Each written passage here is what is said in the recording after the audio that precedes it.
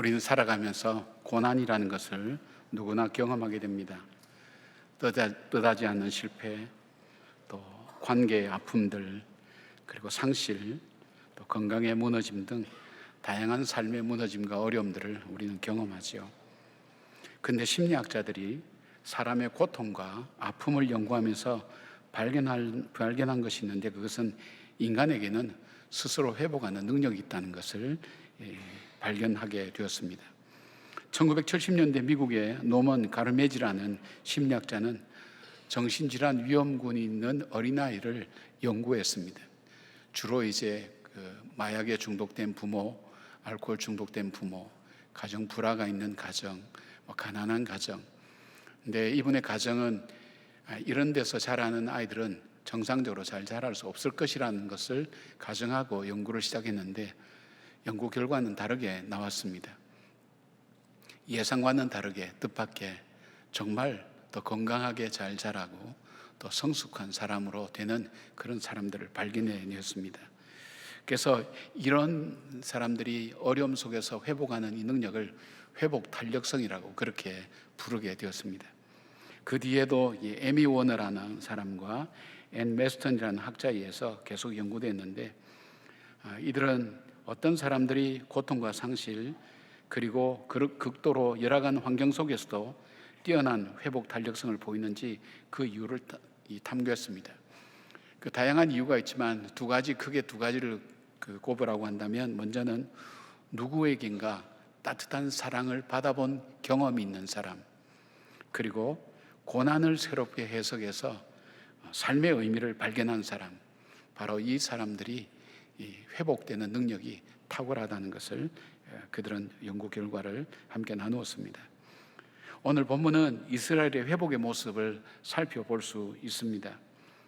그들에게서 회복의 갈망, 140년간이나 무너진 성벽을 바라보고 살아가면서 박해와 어려움을 겪는 그들 삶 속에는 이미 패배주의로 모든 것을 포기하고 살아가는 이들이었습니다.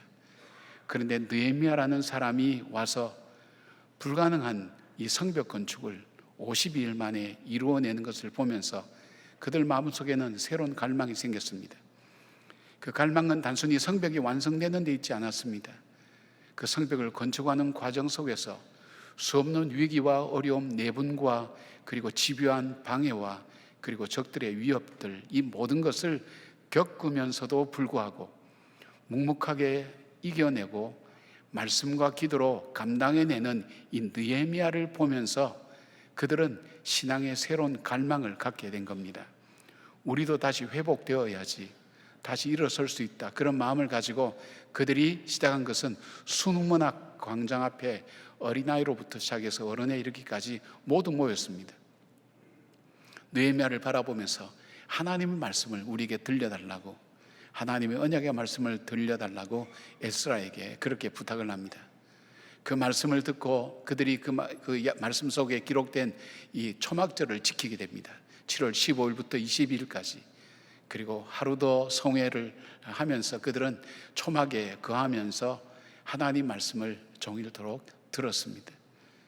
그리고 모든 것이 다 끝나고 돌아간 7월 24일 날 그들에게 진정한 회개의 부흥이 일어나기 시작했습니다. 그들 속에 모두 하나님 앞에 돌아가고 복되게 살아야 되겠다는 그 열망과 갈망이 나타나면서 회개로부터 시작된 부흥의 역사들이 일어나기 시작했습니다. 그들이 단순히 감정적으로, 정서적으로, 일시적으로 우리가 회개해야 되겠다, 우리가 뭔가 잘 살아봐야 되겠다, 그런 어떤 면이 아니라 그들 속에는 그들이 앞으로 다르게 변화되어 살겠다는 것을 단순히 그냥 생각만 한 것이 아니라 임봉했다고 그렇게 되어 있습니다.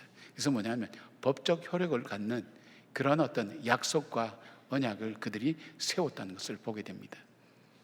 사람이 변한다는 게 쉽지 않지 않습니까? 이런 변화를 가져오게 했던 그 이유가 어디에 있겠습니까? 오늘 저와 여러분의 삶 속에서도 우리는 무너지는 우리의 인생들을 많이 바라보지 않습니까?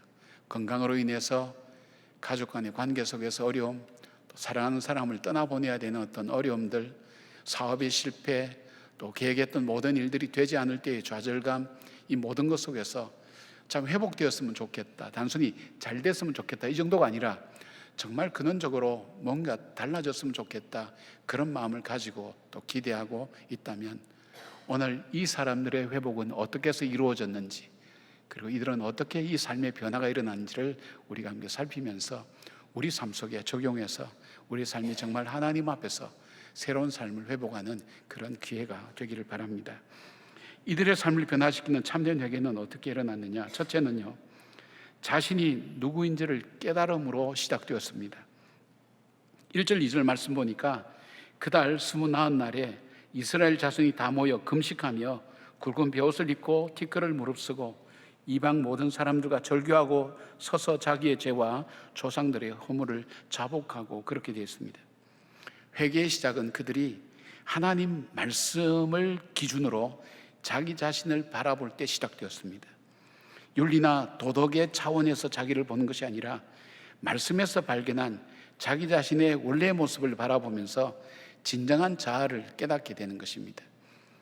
그들이 이 진정한 자아를 찾는, 즉 살아가는 살면서 뭐 이 정도면 내가 잘 살고 있다, 괜찮다고 생각했는데 이 말씀 속에 비춰진 자기들의 모습이 어떤 것인가, 그것을 표현해 주는 몇 가지 단어가 나오게 됩니다.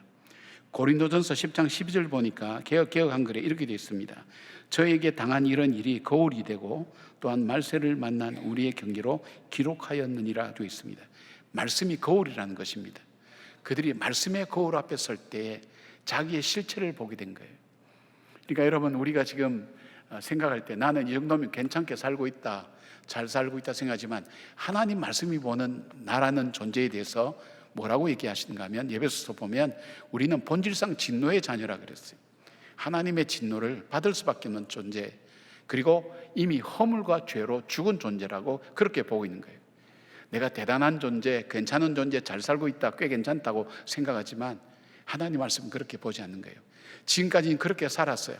그렇게 살았던 삶의 결과가 지금 오히려 비참해진 결과가 된 거예요. 그런데 하나님 말씀 앞에 자기를 보니까 그것이 아니라는 것을 그들이 깨닫게 됩니다. 먼저 여기 표현을 보면 몇 가지 되어 있는데, 금식했다고 그렇게 말씀합니다. 금식은 단순히 음식을 먹지 않는 행위가 아니라 하나님 앞에 마음을 낮추고 전심으로 나가는 영적 표현입니다. 자기의 죄에 대한 슬픔의 표시이기도 하고 진정한 회개의 표현이기도 합니다. 절박함과 하나님을 찾는 간절함을 나타내는 행위가 바로 금식의 모습입니다. 그리고 굵은 베옷을 입었다 그랬어요. 굵은 베옷은 하나님 앞에 지심으로 자신을 낮추고 회개할 때 입는 옷인데, 요나가 니느웨의 성이 멸망한다고 외칠 때에 왕과 모든 백성이 굵은 베옷을 입고 회개할 때에 하나님께서 그들의 심판을 연기시켜 주셨죠. 시행하지 않으셨죠. 바로 그 베옷은 그런 상징입니다. 에스겔 44장 17절부터 18절까지 보면 제사장은 베옷을 입고 제사를 드려야 된다고 그렇게 말씀하고 있습니다. 이 베옷은 단순한 예복이 아닙니다. 백성들의 죄사함을 위해서 제사를 드릴 때에 땀을 흘리지 않도록 만든 옷이어야 됩니다. 땀은 인간의 수고와 노력을 상징으로 합니다. 근데 제사장은 백성들의 죄를 대신 하나님 앞에 사함을 받는 그런 역할을 감당하는 사람입니다. 이 사람에게 땀이 흘려지지 않도록. 왜냐하면 우리의 죄사함은 우리의 수고와 노력과 땀으로 이루어지는 것이 아니라는 것을 고백하는 것입니다. 전적으로 하나님의 은혜로만 우리가 용서받고 하나님 앞에 새롭게 될 수 있습니다 하는 그 모습을 나타내는 것이 땀을 흘리지 않도록 베옷을 입고 예배를 드린다는 것입니다. 그러니까 이 베옷을 입는다는 것은 하나님 앞에 완전히 나의 구원과 나의 새로운 회복은 하나님께 있습니다라는 그 고백을 상징합니다.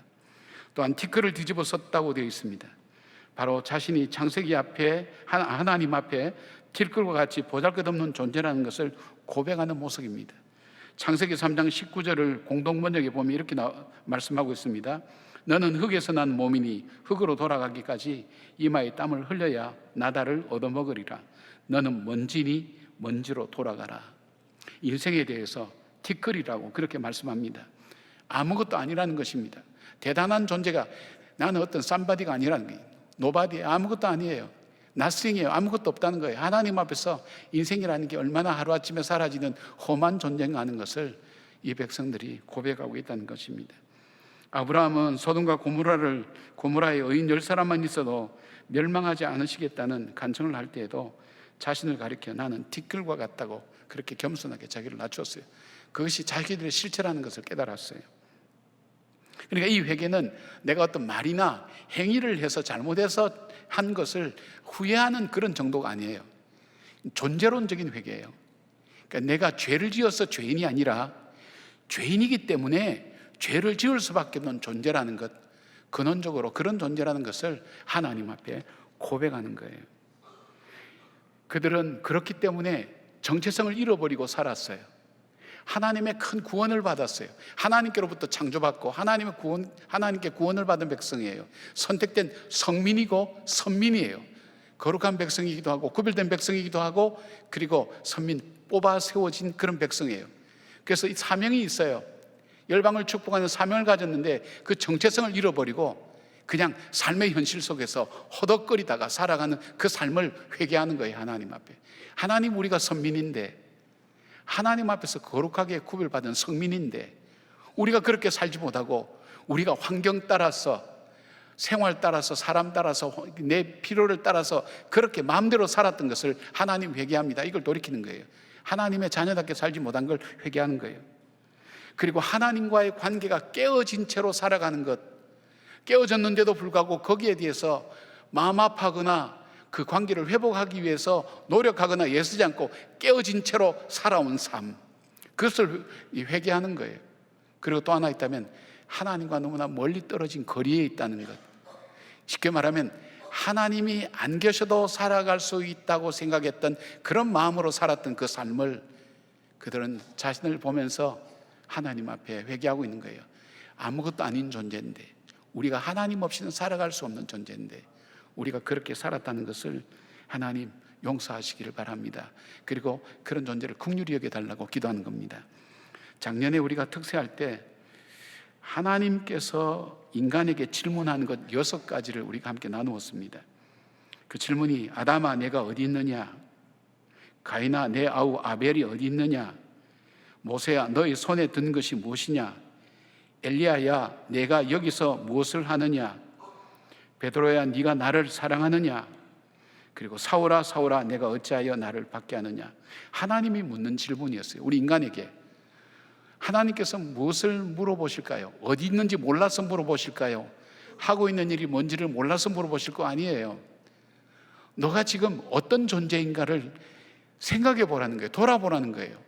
너 삶이 어디 있는지, 어떻게 살고 있는지, 어디로 가고 있는지를 살펴보라는 거예요. 하나님의 질문이에요. 오늘 그 하나님은 동일하게 우리에게 질문해요. 너가 어디에 있느냐? 여러분은 어디에 계십니까? 내 몸은 교회에 와 있지만, 내 모양은 신앙생활을 하는 것처럼 보여지지만 정말 내 삶 속에 나는 티끌과 같은 존재구나, 내가 하나님 앞에 참으로 창조함을 받은 하나님의 자녀구나 하는 그 간절함과 애절함 없이 하나님 그냥 몸만 나와 있지는 않습니까? 하나님 묻는 거예요. 오늘 너희 삶의 방향은 어디로 가고 있느냐? 어느 방향으로 가고 있는가? 그리고 오늘 너 손에 든 것은 무엇인가? 우리 손에 무엇이든지. 모세에게 물어본 것이 그거예요. 지팡이를 들고 있었어요. 그 지팡이는 광야 40년의 괴로움과 고독과 그리고 포기의 상징이에요. 열심히 살았던 그 삶의 상징이 이 지팡이가 바로 물어보시는 거예요. 너 손에 들고 있는 것이 무엇이냐? 네가 그토록 열심히 살고 잘 살았던 그 삶의 마지막 이 순간 네 손에 들여진 것이 무엇이냐 묻는 거예요. 하나님 오늘 우리에게 묻는 거예요. 오늘 네 삶에 들려진 것이 무엇이냐? 그리고 어디로 가고 있느냐? 하나님이 묻는 질문은 내가 있는 자리, 내가 하는 일, 내가 믿는 것이 무엇인지를 물어보시는 겁니다. 여러분, 말씀 앞에 설 때에 나를 발견하는 것이 거울에 비춰진 자기 자신의 모습입니다. 거울에 자기 자신의 모습이 비춰지면 여러분 오늘 그 거울 보고 나오셨죠? 저도 올라오기 전에 거울 봅니다. 이 머리카락이 자꾸 없어져 가서 자꾸 어떻게든 세우려고 머리를 이렇게 합니다. 거울 다 봅니다. 거울 다 보고 나오실 거예요. 거울 보면서 나를 고치잖아요. 말씀 앞에 설 때에 나를 고치게 되는 거예요. 말씀 앞에 내 모습을 보는 거예요. 진정한 내 모습을 보는 거예요. 사랑하는 여러분, 우리의 회복은 여러 가지 면에서 여러분이 회복이 되어야 되고 또 바로 되어야 된다고 생각하지만, 말씀 앞에 서는 것부터 시작할 때 거기서부터 회복이 이루어집니다. 말씀 앞에 서시는 여러분 되기 바랍니다. 주님이 물으시는 그 질문 앞에 말씀 앞에서 대답하는 저와 여러분 되기를 바랍니다. 회복의 시작은 자기 발견으로 시작됩니다. 두 번째로, 회개는 하나님의 은혜를 깨달을 때 더욱 깊어집니다. 5절과 6절에 보면 너희 무리는 마땅히 일어나 영원부터 영원까지 계신 너희 하나님 여호와를 송축할지어다.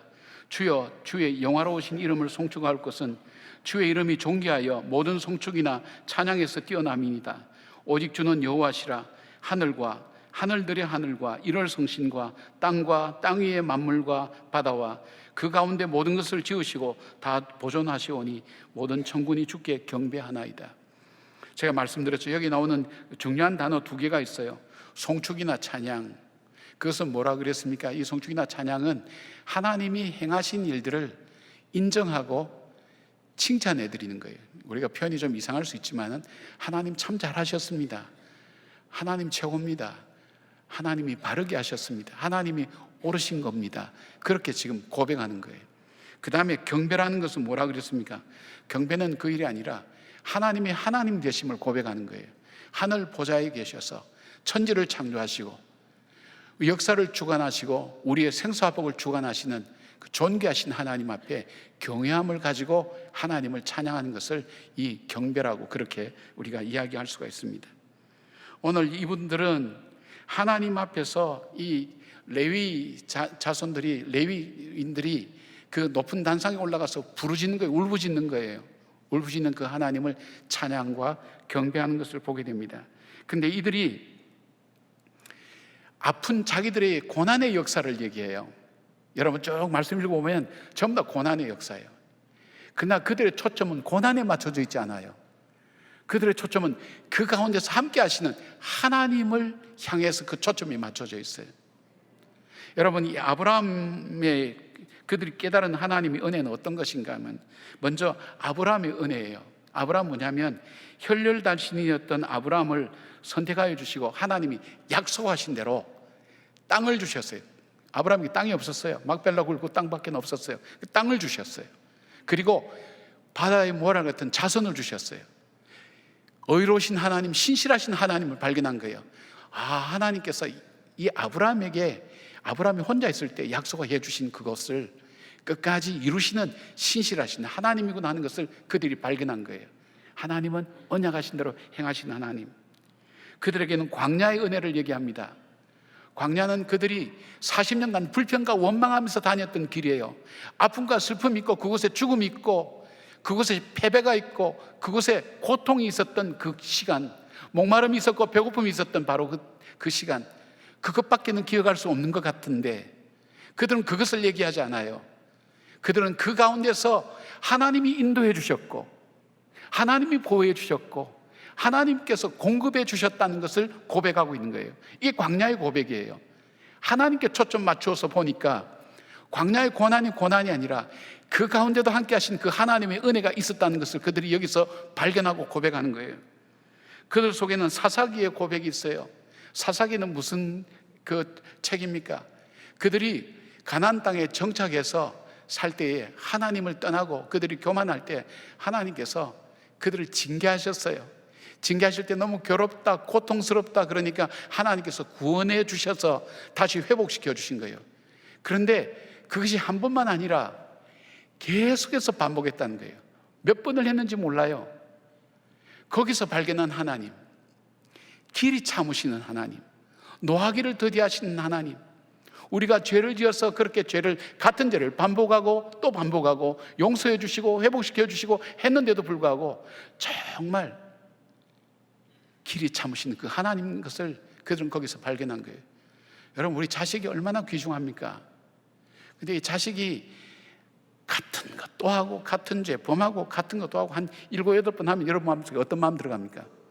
정말 어디 파는 데 있으면 팔았으면 좋겠다 마음, 부모 마음도 그런 마음 같잖아요.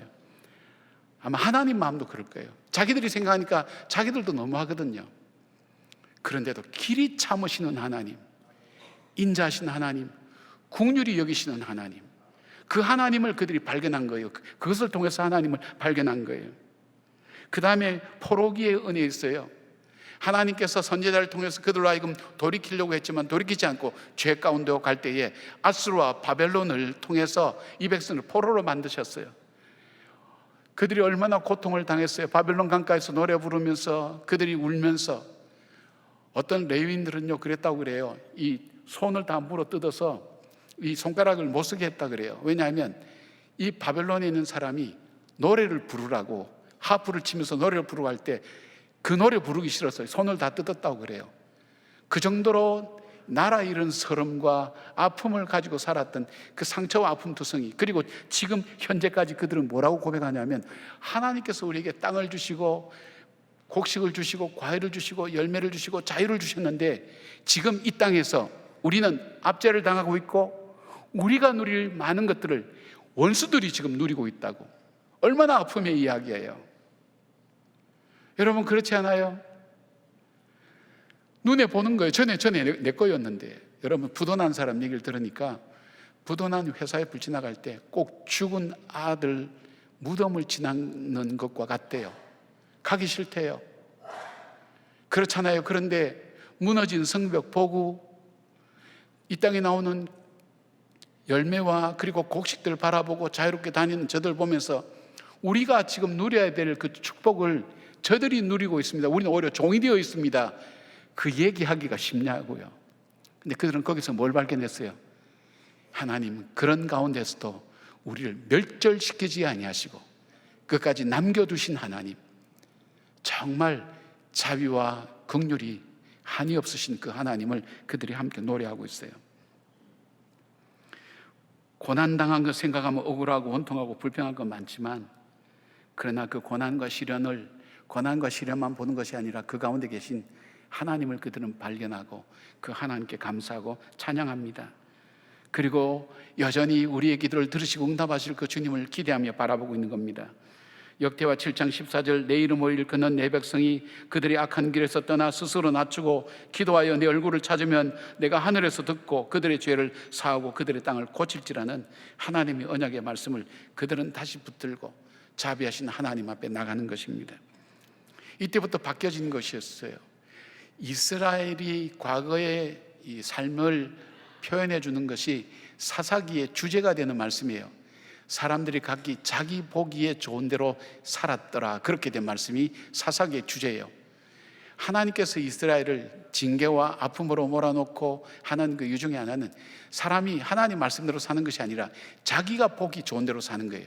쉽게 말하면 내가 주인이에요. 세상의 주인이에요. 내가 행복해야 되고 내가 기뻐야 되고 내가 만족해야 되고 내가 충만해야 돼요. 그것이 자기 삶의 그 살아가는 삶의 모습이었어요. 그런데 여기서는 주어가 바뀌어요. 여러분 성경 우리가 읽지 않는 부분까지 읽어보시면 주께서 내 삶을 주관하신 분이 하나님이셨다는 거예요. 하나님께서 주관하시고 여기까지 나를 인도해 오셨다는 것, 우리 백성을 도와주셨다는 것, 그 주께서라는 이 주어가 바뀌어요. 여러분은 여러분 삶의 주어가 뭡니까? 내가, 이런 표현 자주 쓰십니까? 아니면 하나님께서라는 표현을 쓰고 계십니까? 하나님께서 행하셨다는 것, 하나님의 자비와 긍휼을 바라보며 그 하나님께 다시금 회복의 기도를 드리고 있는 것을 보게 됩니다. 제가 오래전에 이 성남공단에서 이 사역을 할 때입니다. 봉제 공장에 있었는데 그때는 저 지방에 있는 우리 이 자매들이 많이 서울로 올라왔어요. 공단에 와서 일을 했어요. 그리고 일을 하면서 자기 남동생 대학 보내는 학자금을 벌든지 아니면 가족의 생계를 책임져서 돈을 모아서 집으로 보내는 바로 그때예요. 그러니까 이 아이들이 대부분 다, 이 자매들이 대부분 다 마음에 이렇게 응어리가 져 있어요. 열등감도 있고 응어리도 져 있고 안타까움이 있어요. 그래서 우리 이 자매들을 모아서 한 10명씩 집단 상담을 이렇게 하게 됐어요. 한 번은 이제 이런 주제를 주고 한번 해보라 그랬어요. 자기 가족들이 식사할 때 그 식탁의 그 분위기를, 식탁을 한번 그려보라고 그랬어요. 다 그만하게 그리게 되는데 그 중에서 특별히 눈에 띄는 그림이 하나 있었어요. 어두운 자매인데 그 자매가 그린 그림 보니까 하나는 식탁이 커요. 근데 아버지와 자기 남동생이 거기 앉아 있어요. 그 옆에 식탁이 작아요. 새카매요. 근데 자기와 자기 엄마가 그릇 몇 개 놓고 있는 거예요. 그래서 왜 이런 그림을 그렸느냐를 설명하는 가운데 이 자매가 얘기하는 거예요. 전도사님, 저는 한 번도 가족의 사랑을 받아본 적이 없습니다. 지금도 남동생 학비되기 위해서 저는 대학을 포기하고 여기서 일하고 있습니다. 봉제 공장에서 일하고 있습니다. 공순이 얘기를 들으면서 일하고 있습니다. 나는 가족들에게 귀중히 여김 받아본 적도 없습니다. 부모들도 날 사랑하는지 모르겠습니다. 그러면서 막 우는데 이제 그냥 얘기하도록 울도록 그냥 시간 주는 거예요. 그러고 난 다음에 눈을 감게 하고 이제 회상하도록 하는 거예요. 1살부터 5살까지, 5살부터 10살까지 이렇게 해서 한 2분씩 3분씩 주면서 그래도 사막에서 바늘 찾기보다 어렵지만 그래도 뭔가 좋았던 것이 있는가를 찾아보라 그랬어요. 그런데 이 자매가 갑자기 전도사님, 저도 사랑받은 기억이 있어요. 자기 아버지가 생선을 발라서 자기가 떠먹는 그 숟가락 위에 생선을 올려준 기억이 난다는 거예요. 그리고 그 기억을 따라서 자기가 사랑받았던 좋은 기억들이 떠오르면서 저도 사랑을 받았군요. 저도 사랑을 받았어요. 제게 그 사랑이 있었어요. 그렇게 외치는데 이 사람이 바뀌는 거예요. 달라지는 거예요. 표정이 달라지는 거예요. 삶의 방향이 달라지는 거예요. 생각이 바뀌었어요. 자기의 삶을 개척해 나가는 것을 그렇게 바라보았어요. 사랑하는 여러분, 여러분이 힘든 기억으로도 가득하시죠? 이루지 못한 꿈도 있을 거고요. 또 사랑하는 사람을 떠나보는 아픔들도 있을 거고요. 사업하기에서 시작했는데 시작부터 실패하면서 시작하면서 이제는 빛 가운데서 어떻게 살아야 될지 알지 못하는 그런 아픔들. 그런데 어려운 것만 이래 보면서 그렇기 때문에 우리는 좌절하고 절망할 수밖에 없고 때로는 불평할 수밖에 없죠. 하나님은 살아 계시기나 한 건가 이렇게 이야기할 수도 있겠죠. 그 가운데서도 여러분이 어떻게 살아오고 있고 살아가고 있고 살아왔는지를 한번 돌아보십시오. 이런 기억 없습니까? 정말 내 앞에 이건 절벽이야. 한 발만 더 내디디면 나는 죽어. 그런데 지나고 보니까 그 절벽을 내가 지나왔어요. 어떻게 지냈는지 몰라요. 그 세상 사람들이 뭐라 그래요? 참 운이 좋았다, 재수가 좋았다 그러고 교회 말로는 뭐라 그러죠? 은혜라고 표현하죠. 은혜. 하나님 은혜였다. 나는 힘들고 어려웠는데 그러나 그 힘들고 어려운 것뿐 아니라 그 가운데도 하나님이 내게 베푸신 은혜가 있다. 그 은혜를 통해서 하나님을 알게 되는 거예요. 하나님을 다시 바라보게 되는 거예요. 길이 참으시는 하나님, 긍휼과 자비가 많으신 하나님, 내 신음소리도 들으시는 하나님, 내 기도를 결코 내팽개치거나 모른 척하거나 외면하거나 하지 않고 내 기도하는 것을 들으시고 응답하시고 역사하시는 그 하나님. 때로는 눈앞에 전개된 일들이 지루하고 힘들고 답답하고 미래를 알 수 없는 불투명한 일들이 일어난다 할지라도 천지를 창조하시고 생수화복을 주관하시는 그 하나님, 그 존귀하신 그 하나님, 과거의 나를 도우신 그 하나님이 여전히 내 삶 속에도 함께 있다는 것을 함께 찾아보시길 바랍니다. 그 소망을 찾을 때에 회개가 다시 이루어집니다. 그리고 그 하나님 앞에 나가 마음을 열고 기도하게 됩니다. 하나님, 소망이 나에게 있는 것이 아니라 회복이 나에게 있는 것이 아니라 하나님께 있습니다. 하나님, 내 삶이 회복되기를 원합니다. 내가 새로워지기를 원합니다. 나를 멸절시키지 않고 버리지 아니하시고 포기하지 아니하시고 끝까지 사랑하시는 그 하나님 앞에 나갑니다. 이 백성들이 지금 그걸 부르짖고 있는 거예요. 그들 속에 깊은 회개가 일어나는 것입니다. 자, 이것으로 끝나지 않습니다. 세 번째 보면 이들은 죄와는 단절하고 하나님과 연결하는 끊임없는 과정을 반복합니다. 이 회개라고 할 때는 이렇게 정의할 수가 있습니다. 죄와 단절하고 하나님과 연결하는 끊임없는 과정의 반복이라고. 그러니까 두 가지죠. 회개라는 것이 죄와는 단절하고 하나님과 연결하는 끊임없는 과정. 2절 보니까 모든 이방 사람들과 절교하고 서서 자기의 죄와 조상들의 허물을 자복하고 되어 있어요. 회개는 먼저 죄로부터 단절하는 것이 첫 번째 죄를 해결하는 방법입니다. 이스라엘 백성의 무너짐은 이방의 문화가 들어오면서 시작되었어요. 그들이 가나안 땅에 정착했어요. 가나안 땅에 정착해서 자기들은 유목 생활만 하다가 농경 생활을 하는 바로 이 사람들에게 농사를 배워야 될 거 아니에요. 다 쫓아내지 않았어요. 하나님의 약속대로 다 쫓아내지 않고, 명령대로 쫓아내지 않고, 그 사람들이 어떻게 농사를 짓는가를 배우면서 그 생활에 적응이 되기 시작하면서 그들이 갖고 있는 문화도 함께 받아들였어요. 문화라는 게 뭡니까? 음식부터 시작해서 요즘 말로 하면 이 TV 보고, 그 다음에 사람들이 서로 SNS 하고, 하나님 모든 일상생활의 모든 것을 받아들이는 그 속에 뭐가 들어있었냐면 이방의 이 문화, 우상의 문화가 그 속에 들어있었던 거예요. 그들이 그들과 가까워지고 친해지면서 혼인도 하고 함께 교제하기 시작했는데, 그들과 교제하기 시작하면서 어떤 마음이 우리 마음속에, 자기들 마음속에 들어오게 됐냐면, 하나님 없이도 살아갈 수 있겠구나. 이 땅에서 살면 하나님 없이도 살아갈 수 있겠구나. 수확이 일어나고 먹고 살 거 있고 그렇게 살겠구나. 하나님 없이도 살 수 있겠다는 생각이 그들 마음속에 자리 잡게 됐어요. 그리고 매 순간마다 하나님을 찾지 않아도 되겠구나.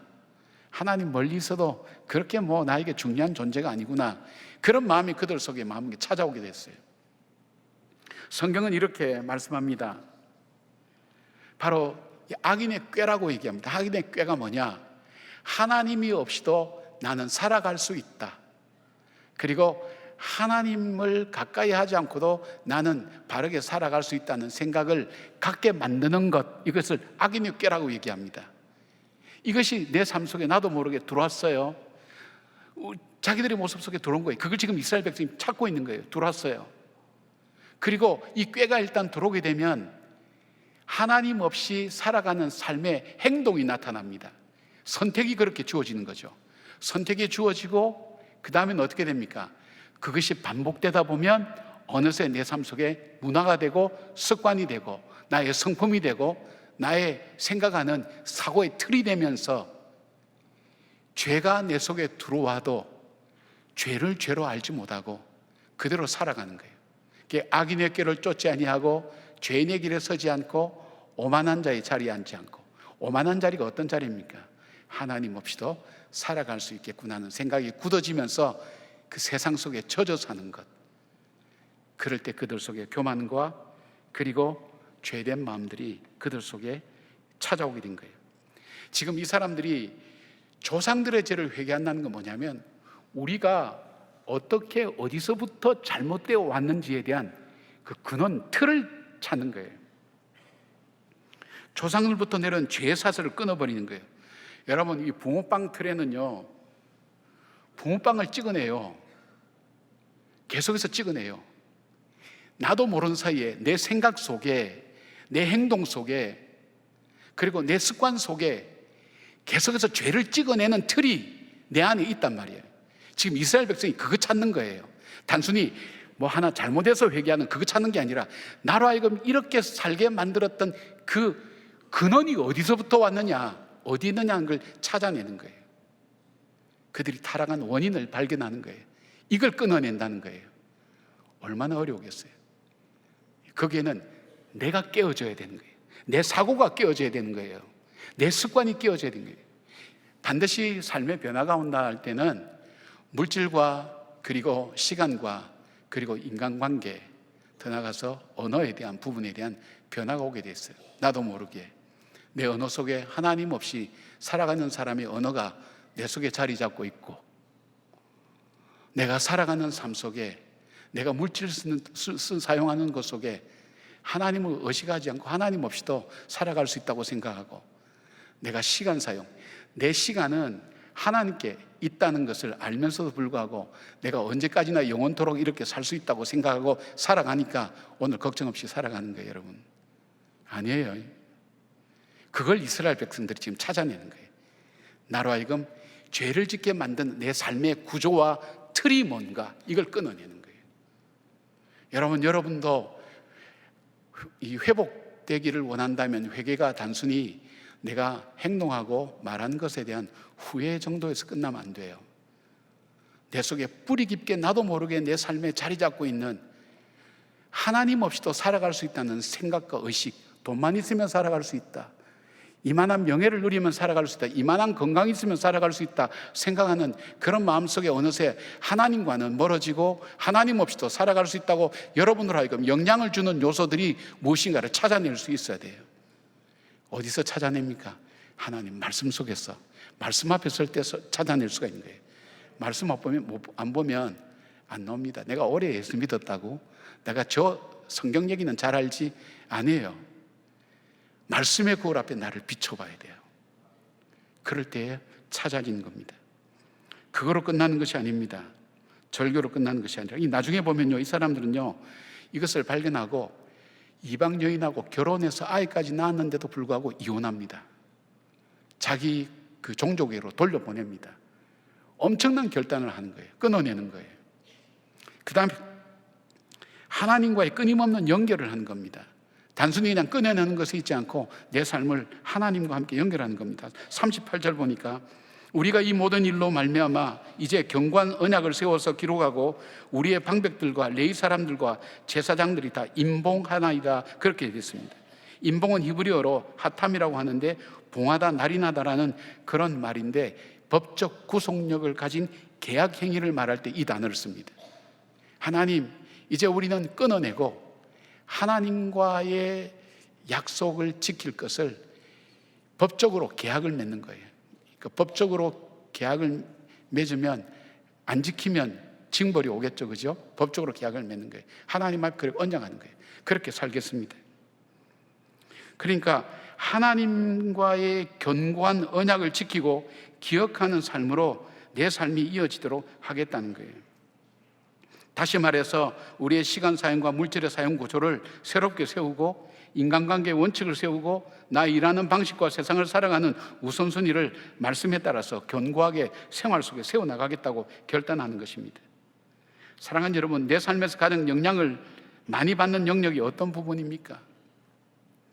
또 어떤 사람이 나의 삶에 큰 영향을 미치는지를 여러분 잘 살펴보십시오.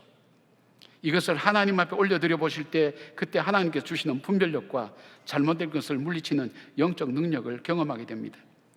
내 삶의 영적 루틴을 만들어야 됩니다. 신앙적 구조를 만들어 봐야 됩니다. 그 하나님은 어떤 분이죠? 언약을 지키시는 하나님, 포기하지 않는 하나님, 자비와 긍휼이 많으시고 자기 아들을 죽이기까지 나를 사랑하시는 하나님, 그 하나님 앞에 내 삶의 영적 구조를 드려보십시오. 이것이 좋은 얘기가 될는지 모르겠습니다만 저는 저 어머니를 통해서 배운 것이 많습니다. 우리가 가난할 때도 어려울 때도 아버님이 군인이셔서 별로 생활이 능동하지 못할 때도 어머님이 성미라는 걸 꼭 뒀어요. 성미. 그러니까 쌀을 이렇게 이제 밥을 할 때 쌀을 또 한 줌 쥐어서 따로 떼는 거예요. 이것은 교육자들에게 주는 거나 아니면 가난한 사람에게 나눠주는 거예요. 물질의 언약을 삶에 내가 물질 쓰는 곳에 내 삶의 구조를 하나님을 의식하며 연결짓는 걸 만드는 거예요. 제가 지금 생각해 보니까 그래요. 그리고 밥을 하고 난 다음에 뜰 때는 반드시 십자가를 그었어요. 무슨 샤머님처럼 여러분 들을지 모르겠지만 하나님, 이 밥을 하나님 주신 것입니다. 이 밥을 먹고 우리 가족이 건강하게 해달라고 그 밥을 먹고 제가 자랐어요. 자기의 일상생활 속에서 시간 속에 하나님을 위한 절대 시간을 두는 거예요. 내가 쓰는 물질 속에 절대 기준을 두는 거예요. 시간 속의 절대 기준은 뭡니까? 예배입니다. 물질 생활 속에서 절대 기준은 뭡니까? 11조입니다. 하나님께서 우리에게 주신 것이 자기 아들을까지 주셨는데 우리는 그거 못 지키는 거예요. 그러니까 뭐예요? 예수를 믿는다고 하는데 시간 쓰는 거 보면 예수 믿는 사람이 아니에요.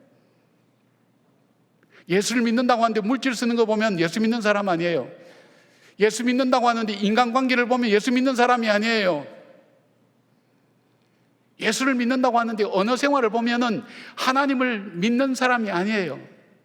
세상 사람들과 똑같은 거예요. 그렇게 하지 말라는 거예요. 이 백성들이 이제는 자기의 삶을 새로운 삶의 구조로 만들겠다는 거예요.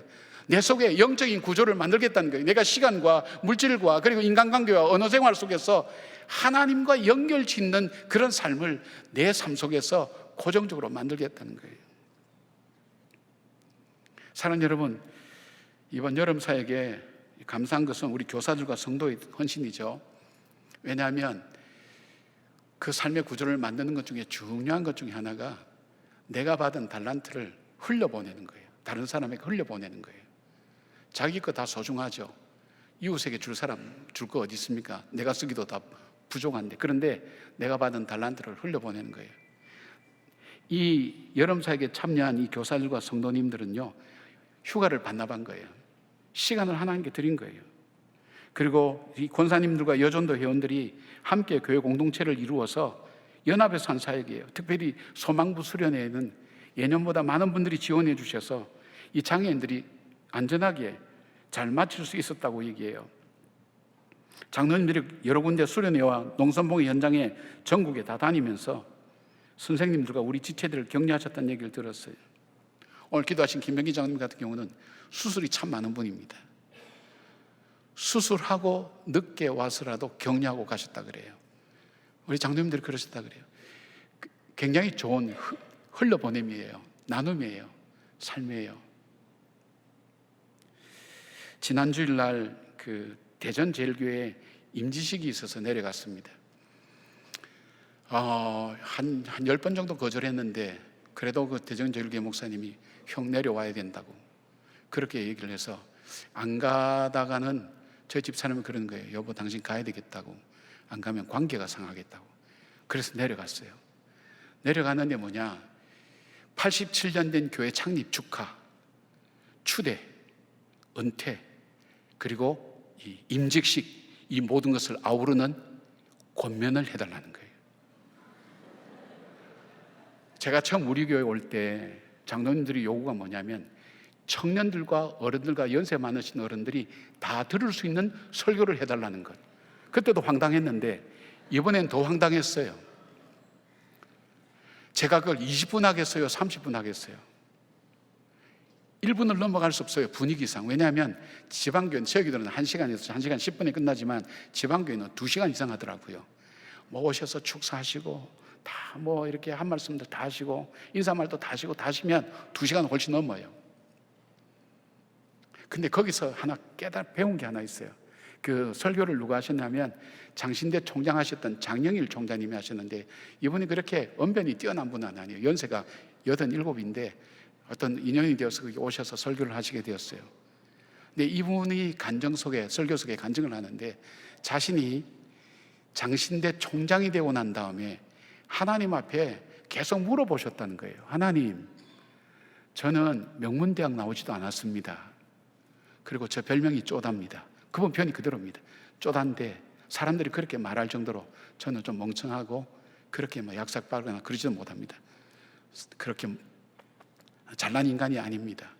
그리고 외모도 왜소하고 키도 작고 얼굴도 볼 것 없고 그런데 왜 나를 이 정말 귀한 장신대 총장에 세워주셨습니까? 그것이 자기는 의문스럽다는 거예요. 저도 장신대 이사해 봤지만 총장 세우는 거 진짜 하늘의 별 따기거든요. 너무너무 힘들거든요. 이분은 총장이 되셨어요. 왜 세워주셨습니까? 그걸 계속 질문했는데 어느 날 너는 나에게 귀한 것을 드렸지 않니?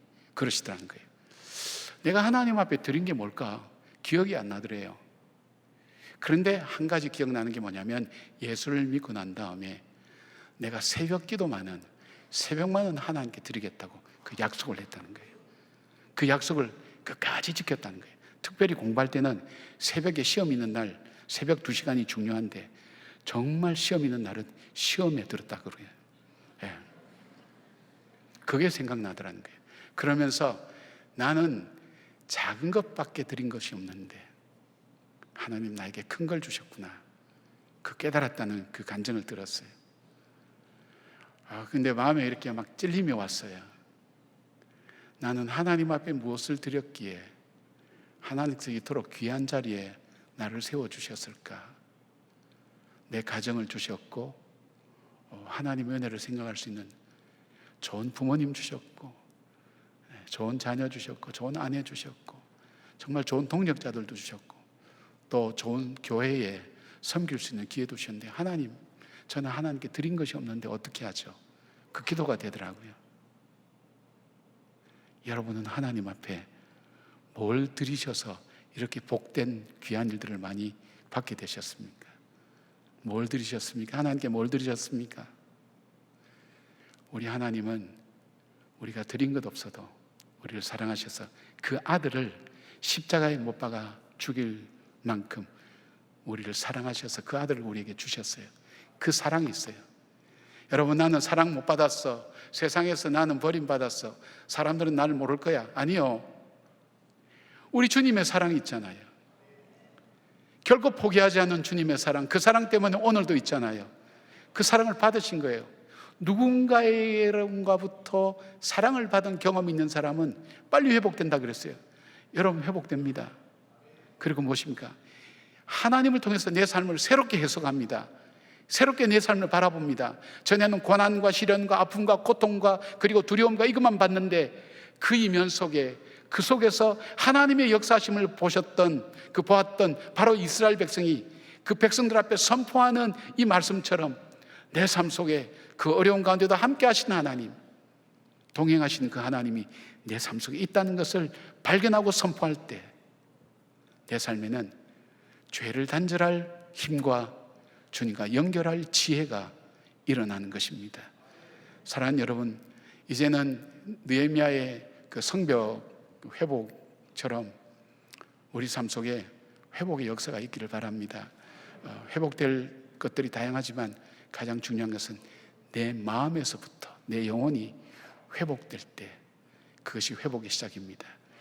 하나님 앞에 자기를 진정으로 발견하는 사람, 하나님 앞에 살아오면서 하나님을 발견하는 사람, 그리고 그 하나님 앞에 결단과 그리고 새로운 각오를 올려드리는 바로 그 사람이 하나님 앞에서 새롭게 되고 회복되는 하나님의 사람이 될 줄 믿습니다. 우리 모두가 그런 분 되기를 주님의 이름으로 축복합니다. 기도하겠습니다. 변함없는 하나님, 변함없는 주님, 우리를 사랑하는데 변함이 없는 주님, 나는 끝까지 너를 버리지 않겠다고 말씀하신 주님, 나도 나를 버리는데 그런 나를 버리지 아니하시는 주님, 그 주님 앞에 간절히 나아갑니다. 주님, 나에게 회복이 필요합니다. 건강의 회복이 필요합니다. 가정의 회복이 필요합니다. 하나님, 내 삶의 목표가 다시 회복되어야 됩니다. 내 사업도가 회복되기를 원합니다. 무엇보다도 주님 없이는 살 수 없는 확실한 믿음을 우리에게 부어주셔서 주님과 동행하는 삶을 사는 저희들 되게 하시고 이 나라와 이 민족이 되게 하여 주시옵소서. 예수님의 이름으로 기도드리옵나이다. 아멘.